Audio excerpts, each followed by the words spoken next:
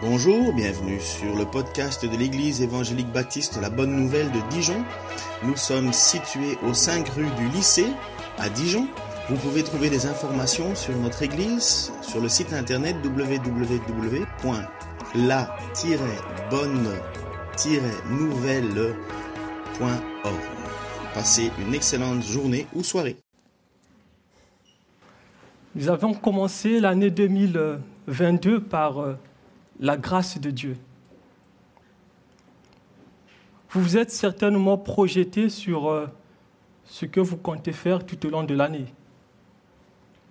Par-dessus tout cela, la Bible dit dans Matthieu, le chapitre 6, le verset 33, « Cherchez premièrement le royaume de Dieu et sa justice, et toutes ces choses vous seront données par-dessus. » Nous avons là une promesse. Si nous cherchons d'abord le royaume de Dieu et la justice de Dieu, le Seigneur nous comblera. Il répondra à tous nos besoins. Par sa grâce, en son temps également. Le royaume de Dieu, premièrement. Le chapitre 13 de l'Évangile selon Matthieu,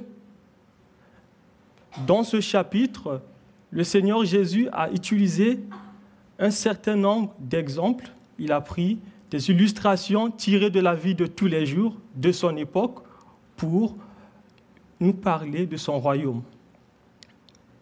Et nous avons déjà étudié la fois passée, c'était en 2020, la parabole de la graine de moutarde.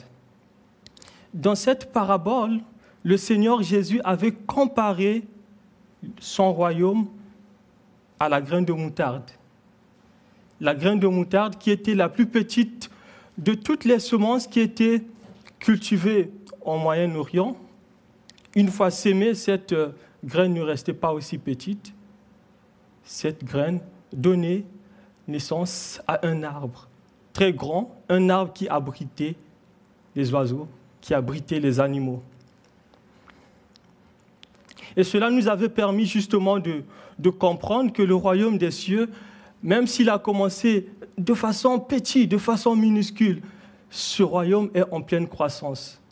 Le royaume continue à grandir. Le royaume deviendra grand. Le royaume atteindra une croissance époustouflante. C'était aussi un encouragement pour nous. Même si aujourd'hui le royaume fait son chemin au milieu des cœurs durs, au milieu des rejets, des oppositions, il y a une chose que nous savons, c'est que les plans de l'ennemi, les plans du diable, ne pourront stopper le processus de croissance du royaume qui avait déjà commencé.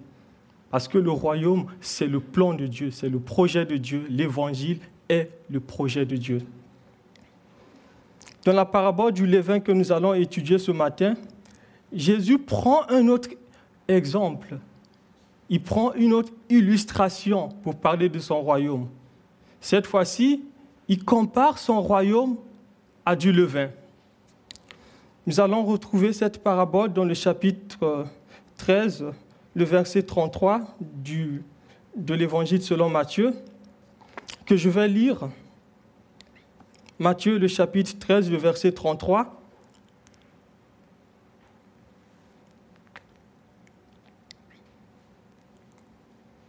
Il leur dit cette autre parabole.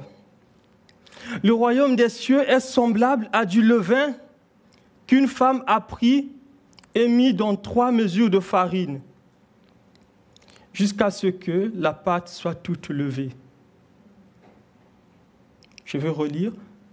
Le royaume des cieux est semblable à du levain qu'une femme a pris et mis dans 3 mesures de farine, jusqu'à ce que toute la pâte soit levée. Prions le Seigneur. Seigneur, merci pour ton amour infini. Merci de ce que tu nous as gardés par ta grâce et pour ta gloire tout au long de l'année 2021 et tu nous as fait rentrer dans cette nouvelle année et tu nous permets encore ce matin d'étudier ta parole. Comme une biche qui soupire après des courants d'eau, nous soupirons après ta parole. Comme le dit le psalmisme dans Psaume 119, verset 18, « Ouvre nos yeux pour que nous contemplons les merveilles de ta loi. Par ta grâce et pour ta gloire. » Amen.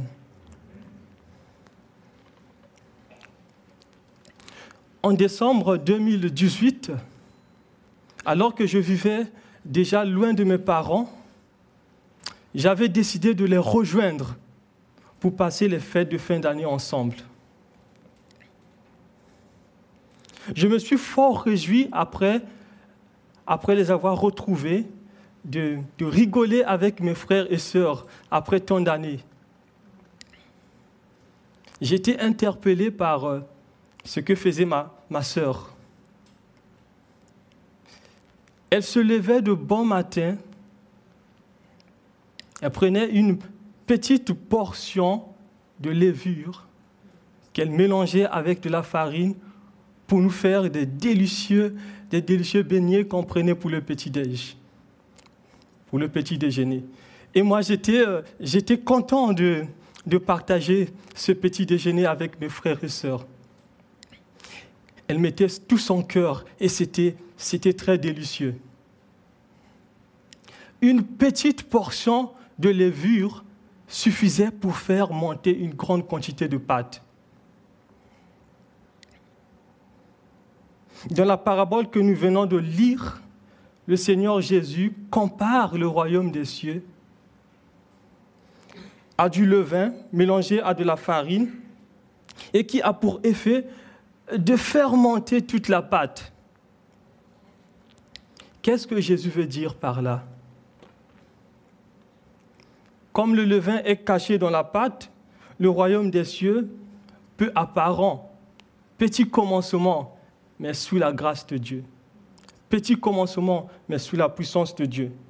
Il produit, bien entendu, des effets importants, des effets qui ont des répercussions sur le monde entier.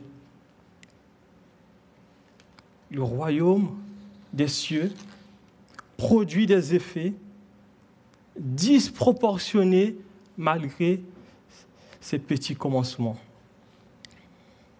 Nous sommes toujours dans le même contexte que la parabole précédente, c'est-à-dire la parabole de la graine de moutarde. On peut déjà dire que le royaume des cieux produit des conséquences ultimes qui sont disproportionnées malgré ses débuts insignifiants. Revenons sur notre texte.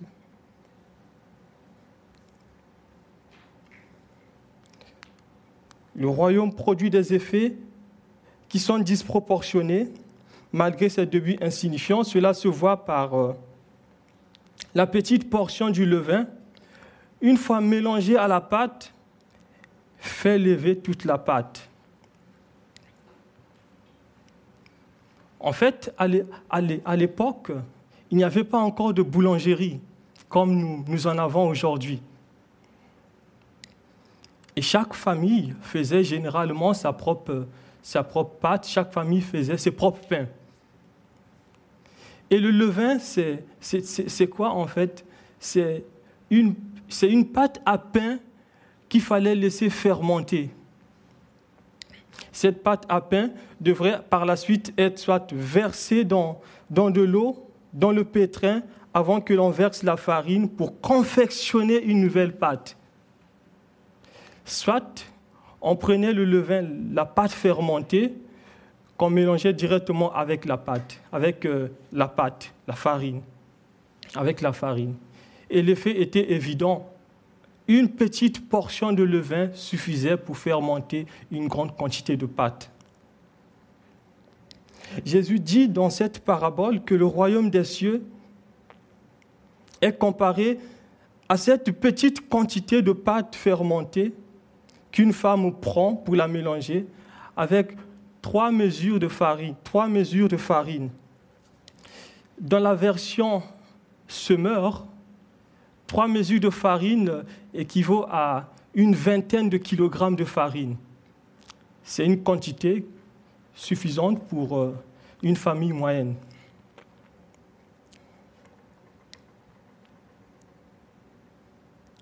Ce qui est remarquable, c'est quoi? C'est l'influence disproportionnée de la petite portion du levain sur la grande quantité de pâte. Une très petite quantité de levain, on a une pâte, il y a une influence disproportionnée. Comme cette petite portion de levain, le royaume des cieux, malgré ses petits commencements, malgré ses débuts insignifiants, continue à exercer de l'influence dans le monde. Le royaume de Dieu continue à exercer son influence. Parce que l'influence du royaume, c'est avant tout l'influence du roi Jésus. Celui pour qui toutes choses ont été créées.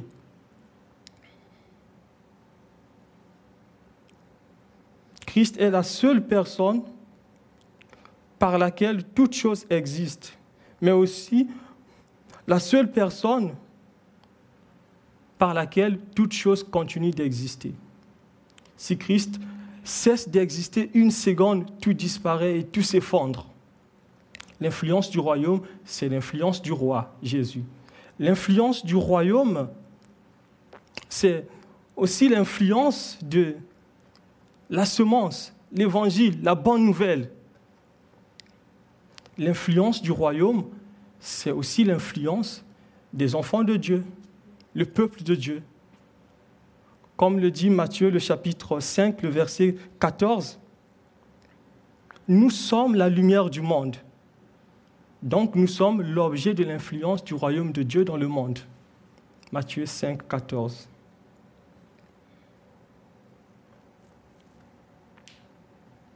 Le royaume de Dieu exerce son influence positive malgré ses débuts insignifiants.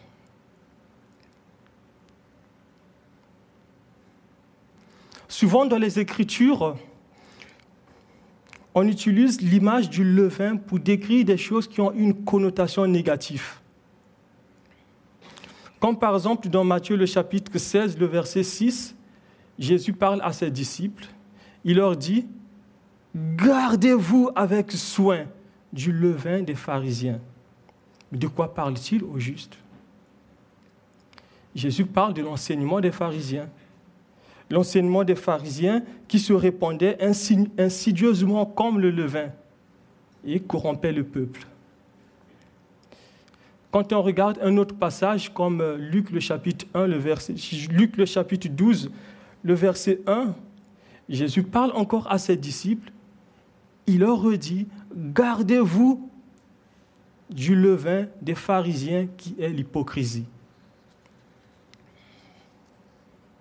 Gardez-vous du levain des pharisiens qui est l'hypocrisie. L'hypocrisie est une influence négative. Une influence négative qui est envahissante comme le levain, toxique comme le poison. Et l'hypocrisie, c'est une influence qui nous guette tous, tels que nous sommes là. Et nous, en tant que disciples de Jésus-Christ, nous devons faire attention. Nous devons nous garder pour ne pas tomber dans l'hypocrisie. Pour ne pas être hypocrites, nous les enfants de Dieu. On fait attention. Toujours dans cette connotation négative, l'apôtre Paul utilise l'image du levain pour parler d'une situation terrible qui se passe dans l'église de Corinthe. Dans 1 Corinthiens, le chapitre 5, le verset 6 à 8, l'apôtre dit, rempli du Saint-Esprit, il dit de la part du Seigneur, « C'est bien à tort que vous vous glorifiez. Ne savez-vous pas qu'un peu de levain fait lever toute la pâte? Faites disparaître le vieux levain afin que vous soyez une pâte nouvelle. Puisque vous êtes sans levain, car Christ, notre Pâque, a été immolé. Célébrons donc la fête, non avec du vieux levain, non avec le levain de malice et de méchanceté, mais avec les pains sans levain de pureté et de vérité.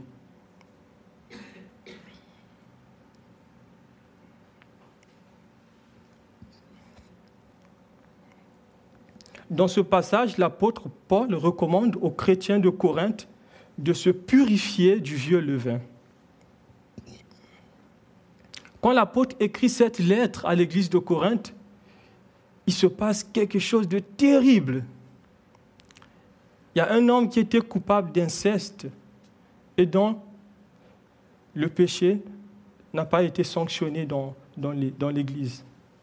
Et l'apôtre, rempli du Saint-Esprit, il écrit à cette église.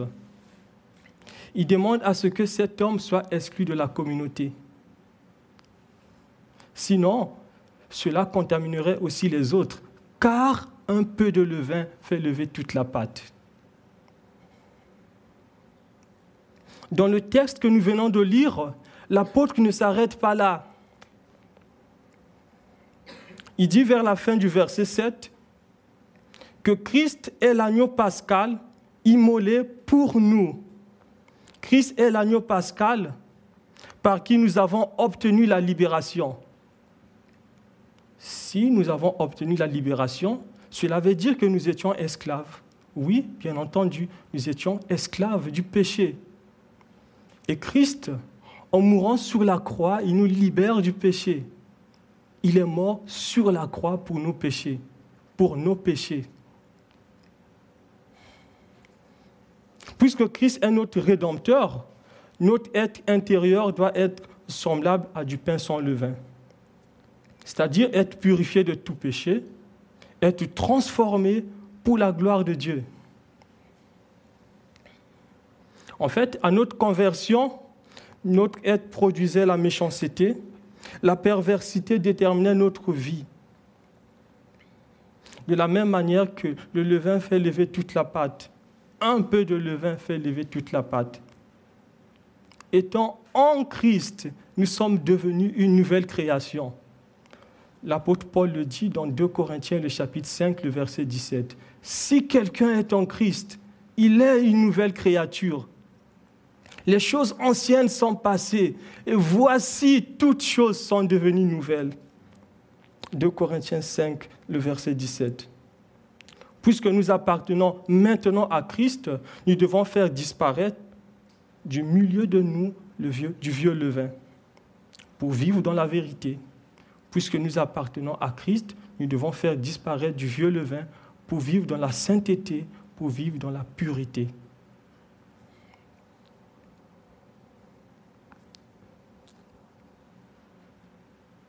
Nous devons faire disparaître du vieux levain pour être complètement consacrés à Jésus-Christ dans l'attente de la résurrection et de la glorification.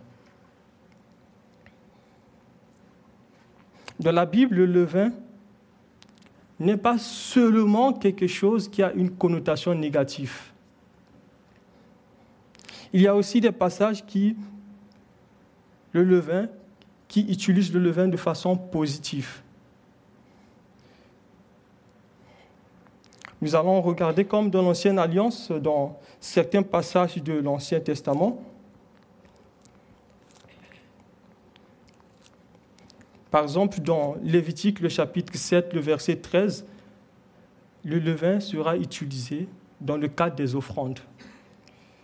Lévitique 7, 13 nous dit « On présentera l'offrande sur des gâteaux de pain levé pour célébrer le sacrifice de communion offert par reconnaissance. » Le verset 17 « Vous apporterez des lieux où vous habiterez 2 pains de farine, le geste de présentation avec eux.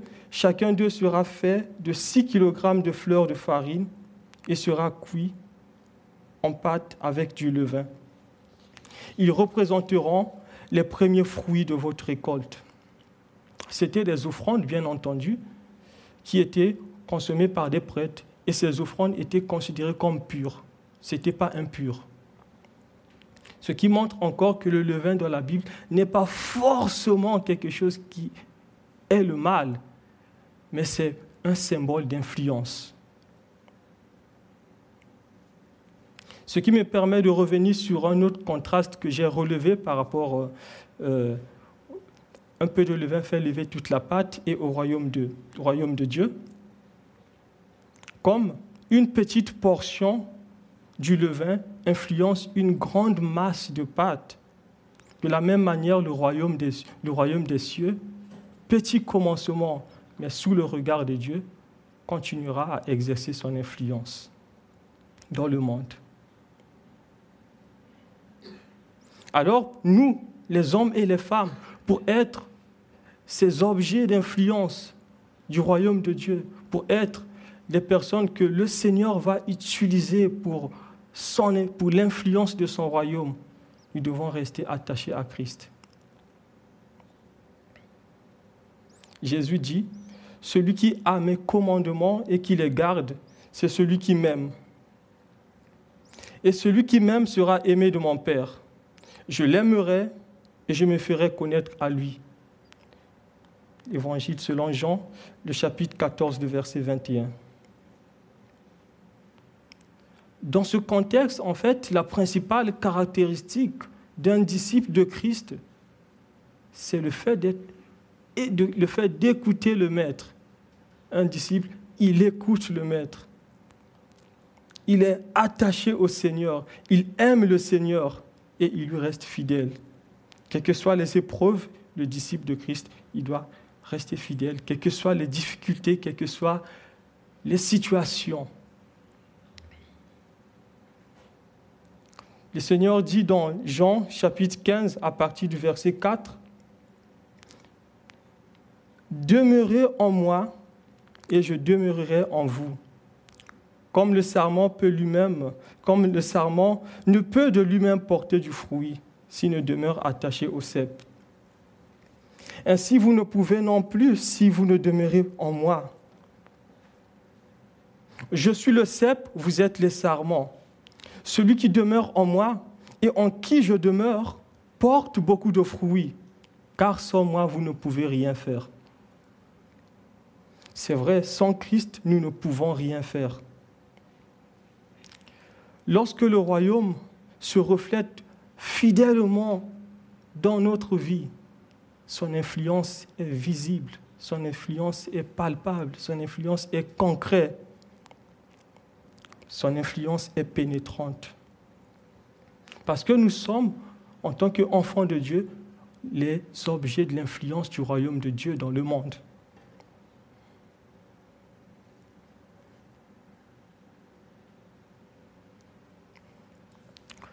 Le royaume des cieux engendre une transformation radicale dans le cœur du croyant. Dans la parabole de la graine de moutarde que nous avons étudiée la fois passée, il y avait cette idée d'une croissance extensive. La graine de moutarde, une fois semée, ne reste pas aussi minuscule. Cette graine donne naissance à un arbre grand, un arbre qui peut être habité par des oiseaux, des animaux. Dans la parabole du levain que nous sommes en train d'étudier ce matin, il y a cette idée d'une transformation intensive qui se dégage. La nature du levain est telle que, une fois le processus de fécondation commence, dès que le levain commence, le processus de fécondation, on ne peut plus l'arrêter en fait. Quand on mélange, ça commence la fermentation, oui, on ne peut plus le stopper en fait. Le levain ne croît pas. Le levain s'imprègne de la pâte. Et son effet est inévitable. Juste un petit peu de levain fait lever une quantité importante de pâte. Comme le levain, le royaume engendre une transformation radicale dans le cœur du croyant. Le royaume engendre un changement de vie. Le royaume engendre un changement de cœur, ce qui conduit, ce qui entraîne un changement d'attitude.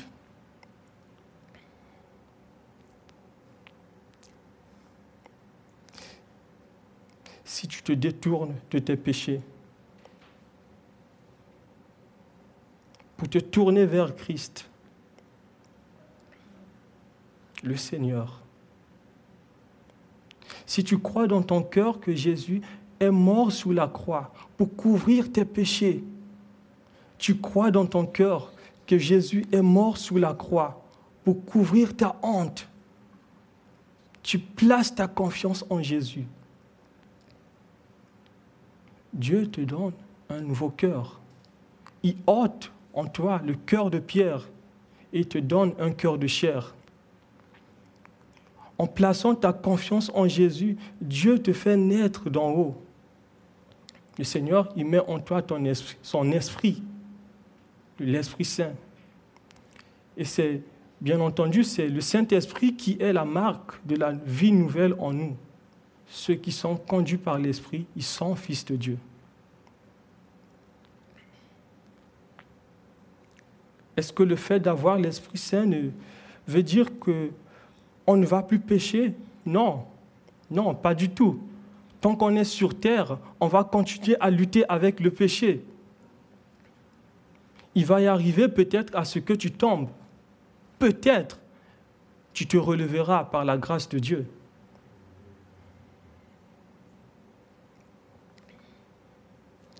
Quand même notre corps sera usé,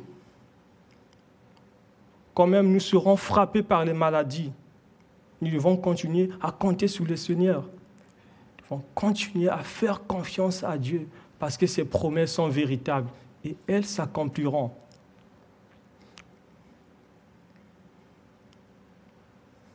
Quand même nous serons frappés par la mort, parce que nous avons placé notre confiance en Jésus le Seigneur, parce que nous avons placé notre confiance à Jésus le Christ, nous avons cette assurance que rien ne nous séparera de l'amour de Dieu manifesté en Jésus-Christ.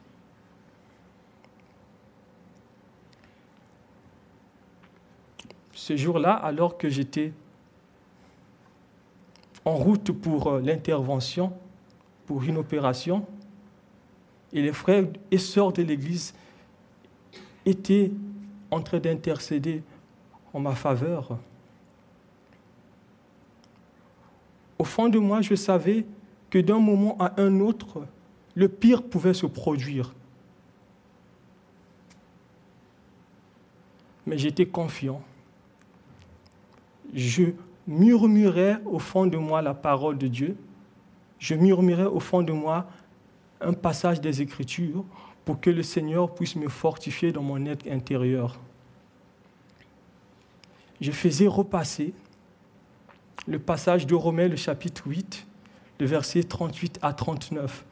Je le faisais repasser alors que j'étais en direction vers le bloc opératoire. J'étais sous le lit. Le docteur m'a déjà prévenu qu'il se prépare pour me faire endormir.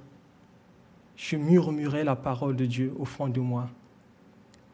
Car j'ai l'assurance, ni la mort, ni la vie, ni les anges, ni les dominations, ni les choses présentes, ni les choses à venir, ni la puissance, ni les puissances, ni la hauteur, ni la profondeur, ni aucune autre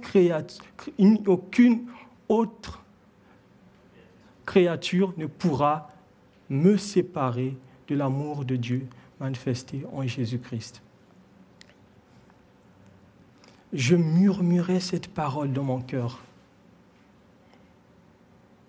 J'ai l'assurance, ni la mort, ni la vie, ni les anges, ni les dominations, ni les choses présentes, ni les choses à venir, ni les puissances, ni la hauteur, ni la profondeur, ni aucune autre créature ne pourra me séparer de l'amour de Dieu manifesté en Jésus-Christ. Aujourd'hui, si toi, tu as placé ta confiance en Jésus-Christ, si tu crois vraiment que Jésus-Christ est ton Seigneur et ton Sauveur, tu peux t'approprier ces paroles. Tu peux dire dans ta souffrance, tu peux dire dans ton calme, tu peux dire dans ton épreuve, tu peux dire dans ta difficulté. Si tu meurs aujourd'hui, rien ne te séparera de l'amour de Dieu manifesté en Jésus-Christ.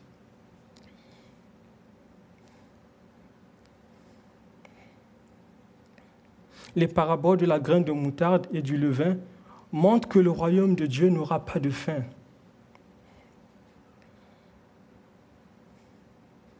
Bien qu'il ait commencé petit, bien qu'il ait commencé de façon insignifiante, le royaume continuera à croître, continuera à grandir en quantité et en influence.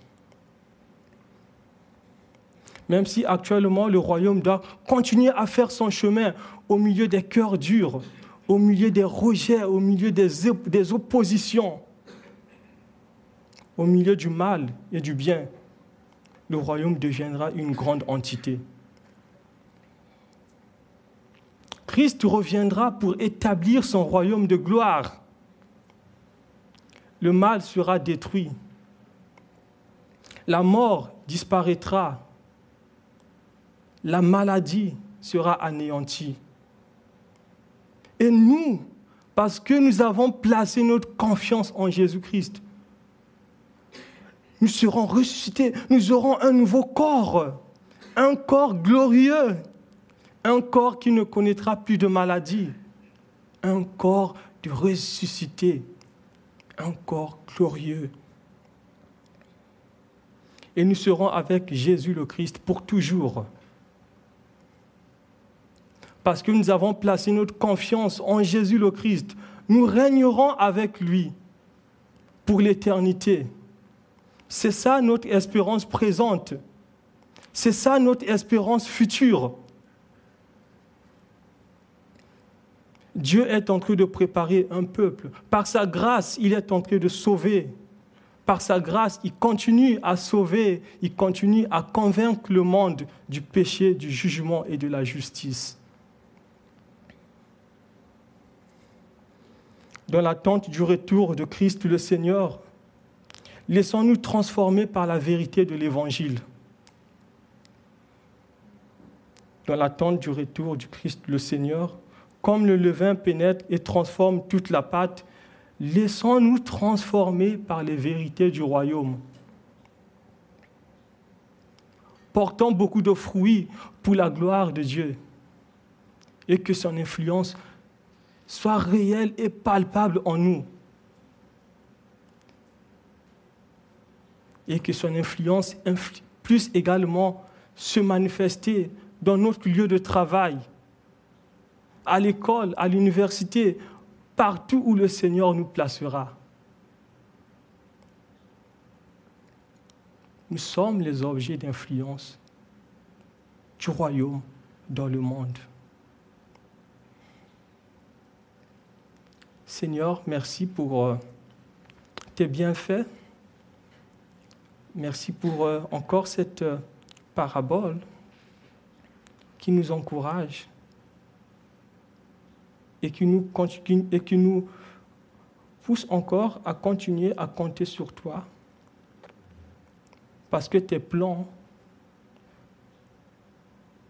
personne, l'ennemi, le diable ne peut s'y opposer, ne peut arrêter ce que tu as commencé. Viens simplement nous fortifier dans notre être intérieur afin que nous soyons attentifs à toi tous les jours de notre vie et que nous puissions porter beaucoup de fruits pour ta gloire et par ta grâce. Merci encore pour ce culte d'adoration et que tu puisses encore recevoir la louange, l'honneur et la gloire de ton peuple parce que tu le mérites. Au nom de Jésus. Amen.